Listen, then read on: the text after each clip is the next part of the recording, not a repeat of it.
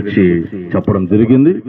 మన ప్రియసురు సింధు గారు వాళ్ళ నాన్నగారి గురించి కొన్ని మాటలు తెలియజేయాల్సిందిగా ప్రభువైన యేసుక్రీస్తు నామమున మనవి చేస్తూ ఉన్నాను.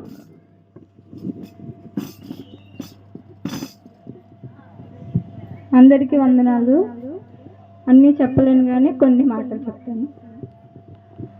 మా నాన్నగారి విషయంలో నేనేం చేశానంటే, నేను అసలు ప్రేయర్ చేసుకుంది ఏంటంటే, యేసయ్య మా నాన్నగారిని స్వస్థపరచండి, మా నాన్నగారు ఇప్పుడు క్షేమం. ఇప్పుడు నేను ఎందుకంటే నాకు ఒక కాన్ఫిడెన్స్ వచ్చింది నాన్నగారిని చూసినప్పుడు. ఫస్ట్ వచ్చిన దానికంటే కొంచెం మెల్లమెల్లగా కొంచెం బలం అవుతున్నట్టుగా, ఇంకా మెడిసిన్ వాడితే తగ్గిద్దిలే అంటే హార్ట్ ప్రాబ్లం ఉందని చెప్పారు. బట్ కానీ అది ఇవన్నీ తగ్గిన తర్వాత దాని జోలికి వెళ్తామని కూడా అన్నారు. బట్ ఇవన్నీ తగ్గిపోతాయి, అది కూడా క్లియర్ అవుతుంది అని అనుకున్నాను. అందువలన నేను యేసయ్యకి ప్రేయర్ చేశాను. యేసయ్య మా నాన్నగారు మళ్ళీ క్షేమంగా అక్కడికి వెళ్ళాలి, ఇక్కడికి రావాలి, నీ సన్నిధానంలో సాక్ష్యం చెప్పాలి అని చెప్పేసి నేను ప్రేయర్ చేసుకున్నాను. కానీ మన ఆలోచనలు వేరు, ఆయన ఆలోచనలు వేరు. ఆయన చిత్తం ఏది జరిగినా అది మనకి మంచిగా జరుగుతుందని నేను అనుకుంటున్నాను. అయితే ఆ రోజు నాన్నగారు హాస్పిటల్కి వెళ్ళినప్పుడు మార్నింగ్ ప్రతిరోజు వాక్యం ద్వారా దేవుడు ఆదరిస్తూనే ఉన్నాడు. బట్ హాస్పిటల్కి మళ్ళీ వెళ్ళాల్సి వచ్చింది. యేసయ్య అని చెప్పి ప్రేయర్ చేసుకుంటున్నప్పుడు యెహోషువ గ్రంథం 1:9 దేవుడు చెప్తున్నాడు. ఆ రోజు మార్నింగ్ అనమాట, జూలై 9 ఏంటంటే, నేను నీకు ఆజ్ఞాపిస్తున్నాను, నువ్వు ధైర్యంగా ఉండు, నిర్భరం కలిగి నువ్వు ధైర్యంగా ఉండు, భయపడకు, జడియకు.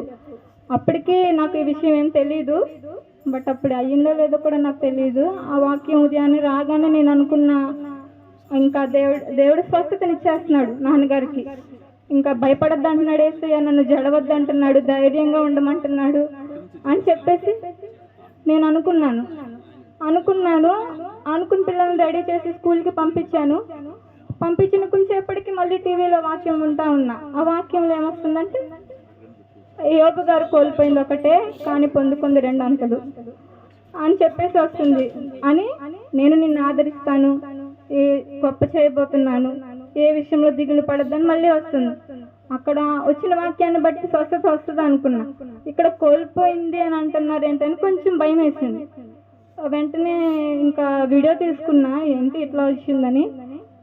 పిల్లలు ఎట్లా వెళ్ళారు, తను ఫోన్ చేసి పిల్లల్ని వెనక్కి వచ్చేస్తున్నారు సింధు, రెడీ అవ్వండి ఇట్లా అని చెప్పేసి న్యూస్ చెప్పారు. బట్ దేవుని చిత్తమే జరిగింది. కాకపోతే ఇక్కడికి వచ్చే ముందు ఒక అక్క చెప్పింది, అక్కడికి వెళ్ళి నువ్వే పెద్ద కూతురివి, అక్కడికి వెళ్ళి నువ్వు ఏడవకూడదు, బాధపడకూడదు, అమ్మ చెల్లి వాళ్ళు చాలా బాధలో ఉంటారు, నువ్వు అస్సలు ఏడవకూడదు, వాళ్ళని ఓదార్చాలి అట్లా చెప్పింది. కానీ నేను ఫస్ట్ టైం అనమాట వాళ్ళు చనిపోయారు వీళ్ళు చనిపోయారు అని వినడమే తప్ప ఎప్పుడు ఎవరు చనిపోయిన దగ్గరికి రావడం కానీ అక్కడ ఆదరణ అనేది ఎట్లా ఉంటుంది, ఎలా ఓదార్చాలి అనేది నాకు తెలియదు. ఫస్ట్ టైం నేను నాన్నగారిని చూడడం, ఇంకా అక్కడికి వెళ్ళి ఎట్లా ఓదార్చాలి తండ్రి నేను వాళ్ళని, నాకే ఎంతో బాధ వస్తుంది హృదయంలో అని చెప్పేసి అనుకుంటా ఉన్నా.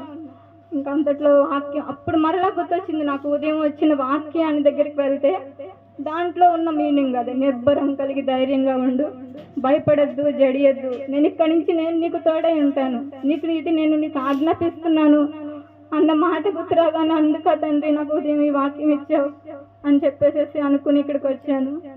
బట్ దేవుని కృపను బట్టి ఇంకొక విషయంలో కూడా నేను బాధపడ్డాను వచ్చేటప్పుడు. ఎందుకంటే అమ్మ చెప్పింది, నాన్నగారికి ఓపిక లేదు, అస్సలు ఓపిక లేకపోయినా మా వారు చర్చికి తీసుకెళ్ళినప్పుడు చర్చికి వచ్చారు, అక్కడున్న అన్ని వారాలు మ్యాక్సిమం వచ్చారు, దేవుని సన్నిధిలో మోకాళ్ళు ఇంకి ప్రార్థన చేశారు. చివరి రోజుల్లో హాస్పిటల్లో ఉన్నప్పుడు కూడా అన్నారంట, నేను బాప్తిసం తీసుకుంటాను అక్కడికి వెళ్ళి, నేను అక్కడికి వెళ్ళిన తర్వాత మన చర్చిలోని బాప్తిసం తీసేసుకుంటాను అని చెప్పేసి అన్నారంట. ఆ మాట నాకు చాలా ఆనందాన్ని అనిపించింది. ఎందుకంటే తనలో పశ్చాత్తాపం నేను చూశాను, అక్కడ ఉన్నప్పుడు కూడా యేసయ్య అనుకోవడం చూశాను, ఓపిక లేకపోయినా మోకాళ్ళు వంగి ప్రార్థన చేయడం అయితే నేను చూశాను. సో నేను దానిని బట్టి దేవునికి వందనాలు చెల్లిస్తున్నాను. ఎందుకంటే ఈ లోకంలో మనం రక్షణ తప్ప ఇంకా ఏది సంపాదించుకున్నా వేస్టే, అది సంపాదించుకోకపోతే ఇంకా ఏది ఉన్నా మనకి వేస్టే. బట్ విలువైన దానిని నాన్నగారు సంపాదించుకున్నారు. సో నేను అనుకుంటున్నా ఆయన పరలోక రాజ్యంలో ఉన్నారు అని. ఇంకా అప్పుడు బాధ అనిపించింది, కానీ ఇంకా వాక్యం విన్నాక దేవుని కృపను బట్టి ధైర్యం అనిపించింది. ఇంకా చాలామంది ఎన్నో చేశారు, ఎంతో ప్రార్థనలు చేశారు, ఎంతో ఇది చేశారు, బట్ కానీ దేవుని చిత్తమే జరిగింది. ఇంకొకటి ఏంటంటే సమాధి కార్యక్రమం. ఇట్లా అనుకున్నారు కదా, బాప్తిసం తీసుకోవాలని అనుకున్నారు. దేవా, ఆయన నీ బిడ్డగా మారని నమ్ముచున్నాను. సమాధి కార్యక్రమం కూడా అట్లా ఒక ప్రార్థనా పూర్వకంగా జరగాలి అనుకున్నా, బట్ కానీ అది ఎట్లా చెప్పాలి అనేది నాకు తెలియలేదు. ఎందుకంటే మన సంప్రదాయం వేరు, ఇక్కడ ఎట్లా చేస్తారన్నది లేదు. నేను దేవుడికి మొరపెట్టుకున్నా. నా దేవుడు నేను చెప్పకముందే మన పాస్టర్ గారు వచ్చి పాటలు పాడి అంత సమాధి కార్యక్రమం ఎట్లా చేశారు అంటే చాలా ఘనంగా జరిగింది, చాలా బాగా జరిగింది అని చెప్పేసి అన్నారు. అది సమాధి కార్యక్రమంగా చేయడం అయితే ఇంకా అసలు నేను దేవుని చిత్తమే నేను అనుకుంటున్నాను. మా నాన్నగారు దేవుని దగ్గర ఉంటారు అనుకుంటున్నాను. అదొకటైతే అమ్మను పలకరించడానికి వచ్చే ప్రతి ఒక్కళ్ళు చెప్పే మాట, ఉదయాన్ని లగవగానే మేము చుట్టూరు పాటలు వినిపిస్తున్నాయమ్మా, ఇక్కడ ఏంటి పాటలు వినిపిస్తున్నాయని చెప్పి మేము అనుకుంటున్నాం. మా పెద్దమ్మ వాళ్ళు అయితే ఎన్నిసార్లు చెప్పారు, పాస్టర్ గారు పెట్టిన పాటలు ఎంత మీనింగ్ ఉందో అమ్మా, ఇప్పుడు దాకా వాక్యం చెప్పారు, వాక్యంలో ఎంత మీనింగ్ ఉందో, ఎంత ఆదరణ ఉందో, చనిపోయిన వారి గురించి అసలు ఎలా చెప్పారంటే అంత ఆదరణగా చెప్పారు అని చెప్తే అసలు అక్కడ కూర్చొని నా హృదయంలో, దేవా, మా నాన్నగారు చనిపోయినా నువ్వు ఇక్కడ సేవ చేస్తున్నావు, ఆ విధంగా ఒక స్వార్థను ఇక్కడ ఈ ప్లేస్లో ప్రకటింపబడేటట్లు చేస్తున్నావు.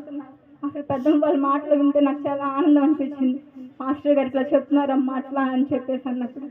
అంతేకాకుండా ఇక్కడ ఉన్నప్పుడు కూడా పాస్టర్ అమ్మ గారు వాళ్ళ ఫ్యామిలీ కూడా ఎప్పుడు బాగాలేదన్నా ప్రేయర్ చేసేవాళ్ళు, ఎప్పుడు స్పందించేవాళ్ళు, నాన్నగారితో మాట్లాడుతూ బలపరుస్తూ ఉన్నారు. దాన్ని బట్టి వందనాలు.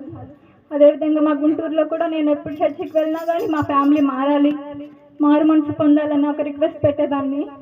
బట్ వాళ్ళు కూడా ఎప్పుడు ప్రతిరోజు విడవకుండా ప్రార్థన చేసేవాళ్ళు. పాస్టర్ గారు కానీ చర్చ్లో ఉన్న మెంబర్స్ కానీ ఇట్లా అనారోగ్యంతో ఉన్నప్పుడు కూడా చెప్పాము, ప్రార్థన చేసిన వాళ్ళే కాదు మీరందరూ కూడా ప్రార్థన చేశారు, నేను నమ్ముచున్నాను.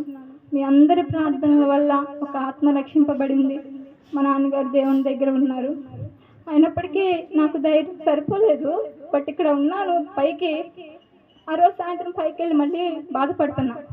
యేసయ్యా, నేను అనుకున్నది ఒకటి, నువ్వు జరిగింది నీ చిత్తము ఓకే, కానీ నేను ఆదరించబడలేకపోతున్నాను అంటే మాది ఎవరికి చెప్పుకోలేకపోతున్నాను, అది ఎట్లా అనేది. ఇంకా మళ్ళీ ఉదయాన్నే ఇంకొక వాక్యం వచ్చింది.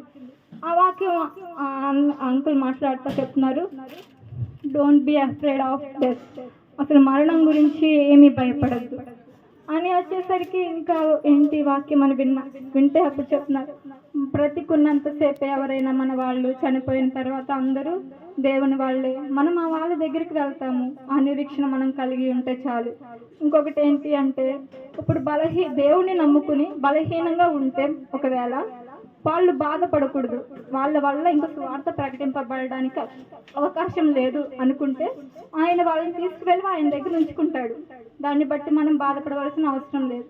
లేదా రక్షింపబడిన ఆత్మ వేరొకరికి అంటే వేరే ఒక ఆత్మను రక్షింపబడడానికి అవకాశం ఉంది అంటే ఆయన ఆయుష్ని ఇస్తాడు, అందువలన ఏమీ భయపడద్దు అని దాంట్లో ఇంకా చాలా చాలా వాక్యాలు చెప్పారు. అంటే అది చెప్పడానికి ఇప్పుడు సమయం లేదు కాబట్టి చెప్తున్నా. ఆ వాక్యం 10th అట్లా వచ్చింది.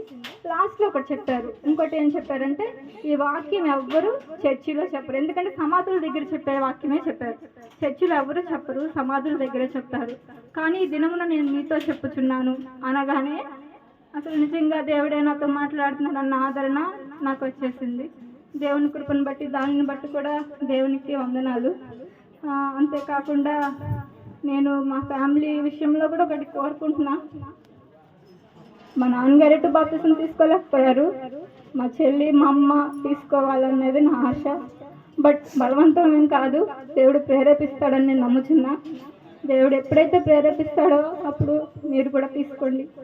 ఎవరికైనా ఒకవేళ మారు మనసు పొంది బాప్తిసం తీసుకోవాలి అనుకుంటే కనుక ఎవరు వెనకడుగు వేయద్దు, ముందడుగు వేయమని అడుగుతున్నా. ఎందుకంటే మనం ఒక అడుగు వేస్తే అన్ని అడుగులు ఆయన వేస్తాడు కనుక ఆయన మీద భారం ఉంచి వేయాలని కోరుకుంటున్నా. అంతేకాదు నేను అనుకుంటున్నా మా నాన్నగారు చనిపోలేదు, ఎందుకంటే ఆయన దేవుని దగ్గర ఉన్నాడు, హ్యాపీగా ఉన్నాడు. ఎందుకంటే ఆ లోకంలోకి వెళ్ళిన వాళ్ళకంటే ఈ లోకంలో చూస్తే అసలు ఉండబుద్ధి కాదు ఉండబుద్ధి కాదంట. అక్కడ ఏ కష్టాలు ఉండవంట. దేవదూతలు సెరూపులు కెరూపులతో వాళ్ళు ఆనందంగా ఉంటారంట. బట్ నేను ఎప్పుడు గుంటూరులో ఉంటాను కాబట్టి నేను అనుకుంటా మా నాన్నగారు ఇక్కడ ఒంటరితనంలో ఉన్నారు, ఆయన రోజు పనికి వెళ్తున్నారు ఉన్నారు అన్న ఫీలింగ్ అయితే నాకు వస్తుంది. ఆదరణ నా దేవుడు నాకు ఇస్తాడని నమ్ముచున్నాను. బట్ అన్నీ చెప్పలేను, బట్ కొన్ని పంచుకున్నాను. దేవుని కృపను బట్టి దేవుడు నాకు ఈ అవకాశం ఇచ్చిన విధానానికి దేవుని నామానికి మహిమ కలుగును గాక. ఆమేన్.